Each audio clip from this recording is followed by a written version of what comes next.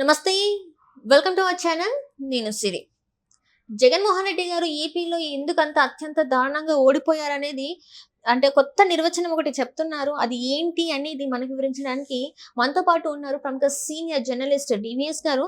నమస్కారం సార్. నమస్తే. సరే, ఇప్పుడు చూస్తుంటే జగన్మోహన్ రెడ్డి గారు ఏపీలో ఎందుకు ఓడిపోయారు అనే దానికి ఒక కొత్త నిర్వచనం చెప్తున్నారు. ఎందుకు ఇంత దారుణంగా ఓడిపోయాను అనడానికి. అంటే అది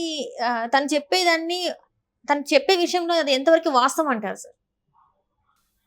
జగన్మోహన్ రెడ్డి ఈరోజు పెట్టినటువంటి ఒక ట్వీట్ ఈవీఎంల వల్లే ఇప్పుడు ఇవాళ మళ్ళా తన ఓటమ అవును. అంటే ఈవీఎంలు వద్దు, బ్యాలెట్ పేపర్కే వెళ్దాం అన్నట్టుగా అనేక దేశాల్లో దాన్ని ఇంప్లిమెంట్ చేస్తున్నారు కాబట్టి మిషన్ల నుండి చాలా దేశాలు మళ్ళీ బ్యాలెట్కి వెళ్ళాయి కాబట్టి ఇప్పుడు జగన్మోహన్ రెడ్డి గత ఎన్నికల్లో ఏమన్నాడు, ఈ ఎన్నికల్లో ఏమన్నాడు, ఈ ట్వీట్ ఒకవైపు, ఆ వీడియో ఒకవైపు ఇవాళ వైరల్ అవుతున్నాయి.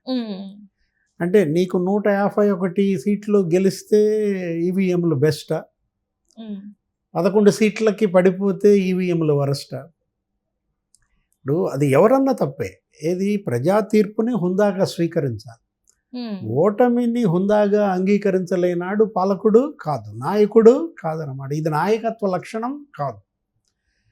గెలిస్తే అది నా గొప్ప, ఓడితే అది నీ కర్మ అన్నట్టుగా ఎలా ఉంది ఈవీఎంల మీద ఆయన నెపం వేస్తే. ఈవీఎంలు ఇవాళ కాదు, 26 ఏళ్లుగా వాడుతున్నారు భారతదేశంలో. 1998లో వాడారు, 2001 అసెంబ్లీ ఎన్నికల్లో వాడారు, 2004 నుంచి లోక్సభ ఎన్నికలకు వాడుతున్నారు. ఇది 5వ ఎన్నిక. మరి ఈవీఎంలే గనక నీకు తప్పు అయితే మోడీ ఆ మాట అనలేదే. ఇప్పుడు మోడీ మెజార్టీ తగ్గిపోయింది వారణాసిలో. ఎంత సగానికి పడిపోయింది. అంటే మోడీ సగానికి పడిపోవడానికి కారణం ఈవీఎంల. అంటే ఎలన్ మాస్క్ అక్కడెక్కడో ఈవీఎంల మిషన్ల గురించి మాట్లాడితే దాన్ని ఆపాదన తీసుకొని జగన్మోహన్ రెడ్డి గారు ఇంకా రాహుల్ గాంధీ గారు కూడా మాట్లాడడం జరిగింది. సో ఈవీఎంల మిషన్లు ఇక్కడ కూడా ఏదో తప్పు జరిగిందని చెప్పేసి వీళ్ళు మాట్లాడుతున్నారు కదా. అందుకే పురంధేశ్వర్ గారు కూడా అన్నారు, ఏమని, ఎలన్ మాస్క్ని పిలిపించండి, మన ఈసీ ఆ అవకాశం మాస్క్ గనక కల్పిస్తే మాస్క్ ఏం చెప్తాడో చెప్తాను అనేది కూడా ఆమె అన్నది. గతంలో ఈసీ అనేక మందికి ఇలా అవకాశాలు కల్పించి వాళ్ళ యొక్క అనుమానాలని నివృత్తి చేసింది. భారతదేశంలో ఈవీఎంలు వేరు, ఇతర దేశాల్లో వాడుతున్నవి వేరు. మీరు ఈవీఎంలని ఇక్కడ అనుమానిస్తే బెల్ను అనుమానించినట్టు, అవమానించినట్టు, ఈసీఐఎల్ని అనుమానించినట్టు, అవమానించినట్టు అవుతుంది అనమాట. అక్కడ ఇవి తయారయ్యాయి. మన ఇంజనీర్లని అనుమానించినట్టు, అవమానించినట్టు అనమాట. ఇప్పుడు ఈవీఎంలు జనరల్గా ఏంటి, అందులో 2 యూనిట్లు ఉంటాయి. మామూలుగా కంట్రోల్ యూనిట్, బ్యాలెన్సింగ్ యూనిట్. వాటిల్లో దేనికి కూడా కరెంట్ ఉండదు, బ్యాటరీ మీద పనిచేస్తాయి. కనెక్టివిటీ ఉండదు, ఏది అటు ఇంటర్నెట్కి కానీ, ఇటు వైఫై కానీ, బ్లూటూత్ కూడా లేదు. అసలు ఏ విధంగానూ అవి అన్కంట్రోల్డ్ మెషిన్స్ అంతగా డిజైన్ చేశారు. ఇది ఏంటంటే ఈవీఎంలు 3 రకాలు, M1, M2, M3. లాస్ట్ ఎలక్షన్లో వాడింది M2, ఇప్పుడు వాడింది M3. ఇంకా డెవలప్డ్ మెషిన్స్ అన్నమాట. ఇప్పుడు మీరు ఏ విధంగా మీరు ఈవీఎంలను బ్లేమ్ చేస్తారు, అది ఎవరు చేసినా తప్పే. జగన్మోహన్ రెడ్డి బ్లేమ్ చేసిన తప్పే. రాహుల్ గాంధీ నువ్వు అన్నావు, ఏమన్నాడు, ఏదో బ్లాక్ బాక్సులు అంటాడు, విమానాల్లో ఉపయోగించే బ్లాక్ బాక్సులు. అంటే నీకు డబల్ సీట్లు వచ్చాయి బ్లాక్ బాక్సుల వల్ల. ఆయన సీట్లు, కాంగ్రెస్ పార్టీ సీట్లు 52 నుంచి 99కి పెరిగాయి. రాహుల్ బలం రెట్టింపైంది ఎన్నికల్లో. ఆయన ఈవీఎంలను సస్పెక్ట్ చేస్తే ఇప్పుడు మోడీ 400 మార్కు కనుక దాటితే మీరు అనుమానించారంటే అర్థం. మోడీ మెజారిటీ గతం కన్నా పెరిగితే వారణాసిలో మీరు అనుమానించారంటే అర్థం. ఆయన మెజారిటీ సగానికి పడిపోయింది వారణాసిలో. బీజేపీ సీట్లు గతం 303 వస్తే ఇప్పుడు వచ్చింది 240. 63 సీట్లు కోత పడింది ఈవీఎంల వల్ల. ఇప్పుడు 2014 కన్నా కూడా బీజేపీ సీట్లు 40 తగ్గాయి. ఎలా మీరు ఈవీఎంలని మీరు క్వశ్చన్ చేస్తారు, బ్లేమ్ చేస్తారు? ఇప్పుడు అవి ఏంటంటే మిగతా దేశాలు అన్నాయంటే అది వేరే అర్థం. మస్క్ ఏమన్నాడు, ఎలన్ మస్క్ ఏదో మానవులు ఏఐ ఎలా అయితే నీకు వస్తుందో అట్లాగే ఈవీఎంలు కూడా చేయొచ్చు అని ఆయన ఏదో ఒక పీపల్ ఒకటి వదిలేడు. టెక్నాలజీని అవమానించటం.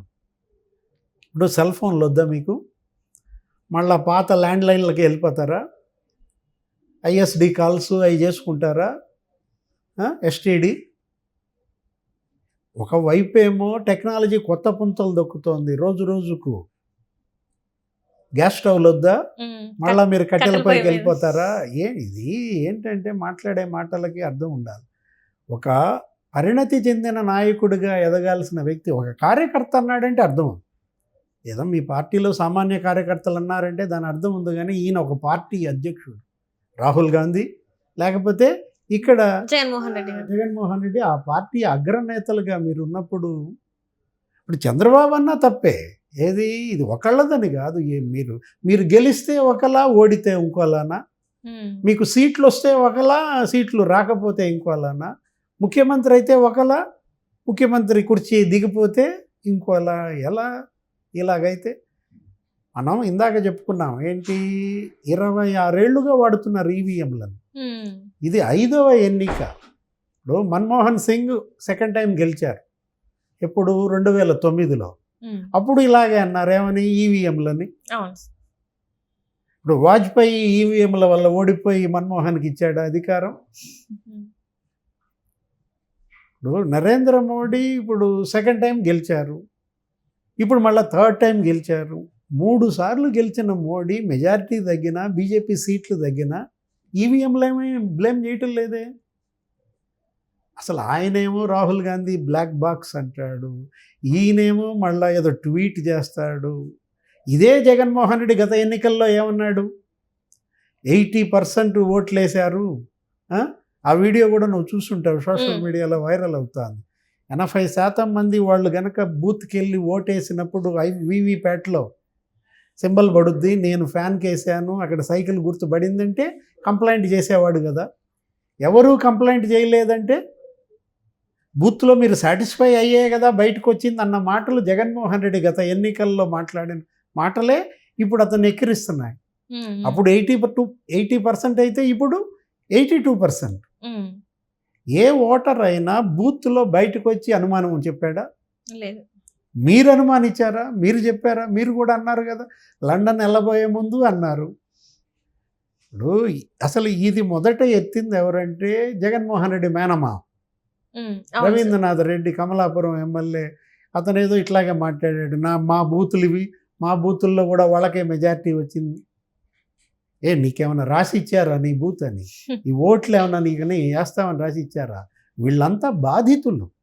ఇప్పుడు నీ బాధితులంతా ఏకమై నీకు వ్యతిరేకంగా ఓట్లేస్తే ఆ ప్రజా తీర్పుని మీరు హుందాగా స్వీకరించకుండా, గౌరవించకుండా జగన్మోహన్ రెడ్డి ఏమంటాడు, 60 లక్షల మందికి రైతులకి నేను భరోసా ఇచ్చాను, రైతుల ఓట్లు ఏమయ్యాయో అన్నాడు. 55 లక్షల మంది అవ్వాతాతలకు పింఛన్లు ఇస్తున్నాను, వాళ్ళ ఓట్లు ఏమయ్యాయో అంటాడు. ఆసరా ఇచ్చాను అక్క చెల్లెళ్ళకి, ఆ ఓట్లు ఏమయ్యాయో దేవుడికే తెలియాలంటే. ఇప్పుడు నీకు 151 సీట్లు వచ్చినప్పుడు దేవుడికి తెలుసా? అది దేవుడి స్క్రిప్టా?